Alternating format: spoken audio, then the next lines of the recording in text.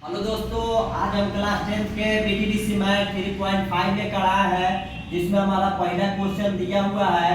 पहला क्वेश्चन की दूसरा क्वेश्चन हम बना रहे हैं। पहला क्वेश्चन हम बना दिए हैं। दूसरा क्वेश्चन में क्वेश्चन दिया हुआ है 2x + y = 5, 3x + 2y = 8। इसको हम पहले लाइन से लिखते हैं। 2x + y, 5 इस साइड आएगा तो प्लस, एक पार्टी आएगा तो माइनस हो जाएगा, ये 0 हो गया। 3x + 2y, 8 प्लस से एक पार्टी आएगा तो माइनस हो जाएगा, ये 0 हो जाएगा। इसको हम पहला मान लेंगे, इसको हम दूसरा मान लेंगे। आगे जब बढ़ेंगे तो हम लिखेंगे यहाँ पर a1 बराबर, a1 के मान हमको दिया हुआ है 2, b1 बराबर 1, c1 बराबर -5 है।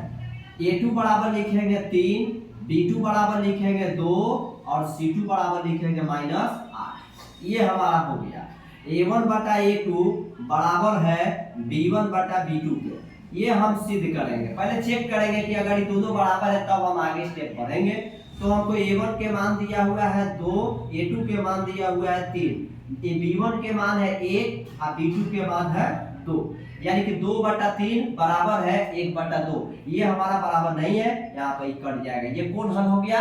अद्वितीय हल हो गया। तो लिखेंगे यहाँ पर अद्वितीय हल है, अतः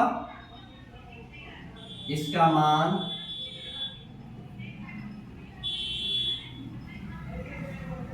निकाला जा सकता है।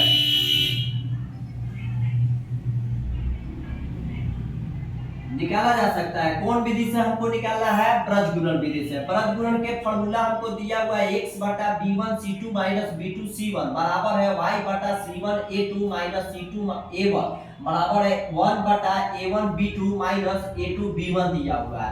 ये हमारा फॉर्मूला है ब्रजगुणन के। तो हम ब्रजगुणन में क्या करेंगे कि अब हम क्वेश्चन को उठाएंगे और x1 y1 हम माने हुए हैं।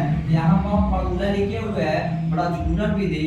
यहाँ से हम फॉर्मूला लिखेंगे x बटा b1 c2 minus b2 c1 बराबर y बटा c1 a2 minus c2 a1 बराबर 1 बटा a1 b2 minus a2 b1।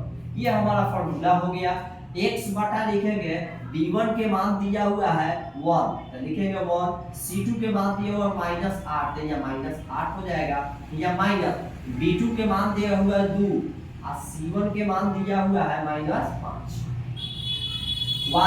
y लिखेंगे c1 के हमको मान दिया हुआ है -5, a2 के मान दिया हुआ है 3, माइनस c2 के मान दिया हुआ है हमको -8 और a1 के मान दिया हुआ है 2 बराबर है 1 बटा a1 के मान दिया हुआ है 2 और b2 के मान दिया हुआ है 2 माइनस a2 के मान दिया हुआ है 3 इंटू b1 के मान दिया हुआ है 1। ये हमारा फॉर्मूला हो बैठ गया।